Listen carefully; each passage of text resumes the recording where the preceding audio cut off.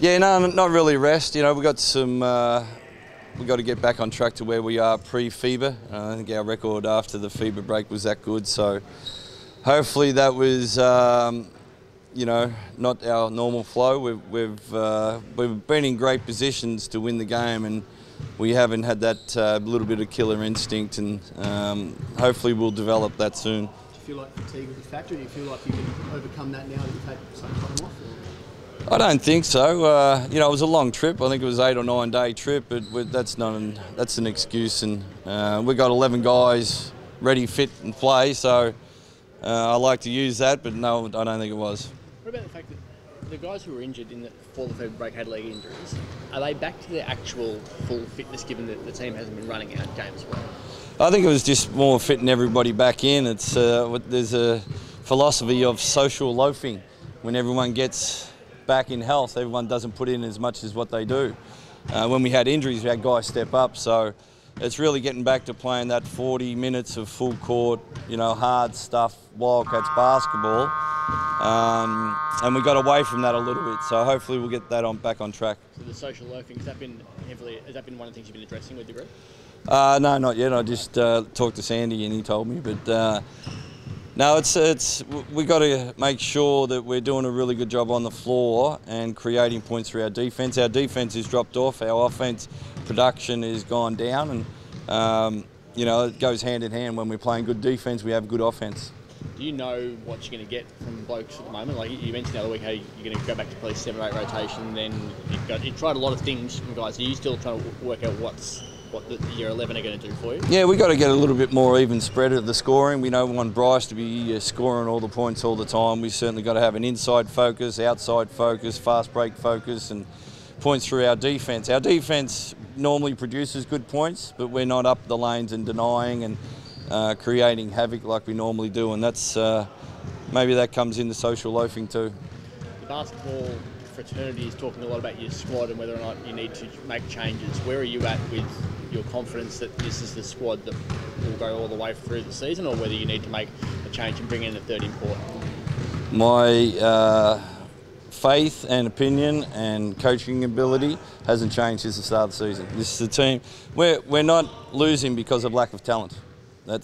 We're losing because we're not playing at the level we're required to play at, and we did that earlier in the year, and we just got to get back to that first before we start thinking about bringing other talent in. So can you guarantee that there won't be a change?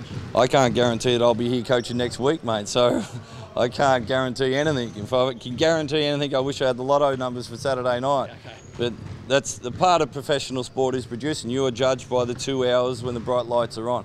And unfortunately, the last couple of weeks that we haven't been playing at our level, and we get back to that level and we still need some help. That's something we'll probably look at, but I love our guys and I'll back them in, and we're good enough to win. It's still a consideration then if required for some point. Well, you guys bring it up all the time. Yeah. It's certainly not on the coach's radar. No, so okay. You said if we need something, you sort of said yes and no in the last answer. Yeah, we are quite happy with 11 guys that we've got right now, and I'm going to back them in to play the level that we can play at. Trico's final quarters hasn't scored in the last quarter for the last 5 games. Right.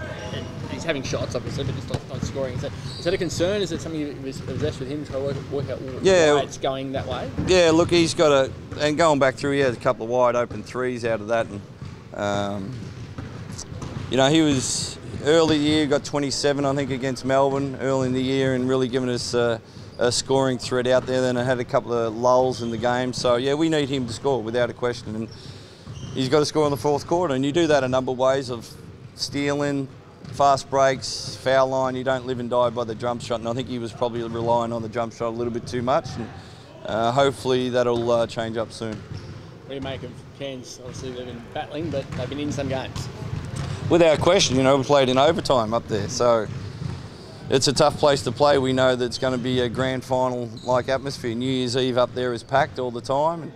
And, they're going to come and bring it. We know that much, and they're not far off. So hopefully we're not far off playing our best either. Is there a steely resolve within this group? Have you sensed it since they got back from Christmas? Yeah, well, we'll find that out. It's, it's our leadership taking the the bull by the horn, so to speak, and saying this is the way we got to do it, and it's the other guys to follow through on that. So we've been a little bit disjointed with 2 guys playing well, 3 guys haven't been playing well, so we've got to get back to playing some Wildcats basketball. Just physically, Trevor, your guys, you've got a pretty clear run now. Do you feel like most of the guys are over their injuries and pretty much on full score? Yeah. Knock on wood that we're over that for the worst. You know, we've been hit with adversity with the injuries early in the year, and we answered well. We've been hit with a little bit of adversity now of losing the last couple of games, and this really tells you how strong a team is. If you can get through this, it builds you that toughness that you need for the end of the season, and to be a great defensive team, and you need that. So it's a good gauge where we're going to be at. Trevor, how much do you rely on Damo and the senior guys to sort of lift the Reece Vagues? The young guys probably haven't faced that, like I've heard. Long road trip, 4 losses on the trot. How much do you rely on the senior guys to sort of encourage them and bring them back up to that level? Yeah, without a question, and we do. And Damo's been fantastic on the court with his inspiration, the level that he plays at. And then Greg's coming in off the bench and hustle and bustle, and Jesse's kind of the cool, calm, collective one. So we certainly need our leaders to step up now, and you know, it's a good little period for us to see where we're at. What do you make of Greg's fine? You know, it's really disappointing other teams complain about that. You know, we get guys with broken jaws, split head open, busted tooth.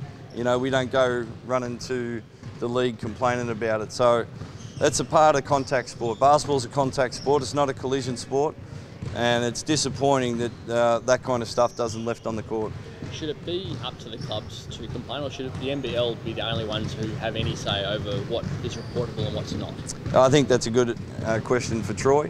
But, you know, the Wildcats, we get on with business, you know, and it's disappointing that Greg was playing in the right faction. There was no malice in it whatsoever. And as an organisation, we'll take a hit and keep moving, but it's disappointing other clubs don't do that. The incident earlier where Conklin refused to shake your hand right after the game, and then now this one involving him as well. Do you feel like it's a bit personal with him and the club?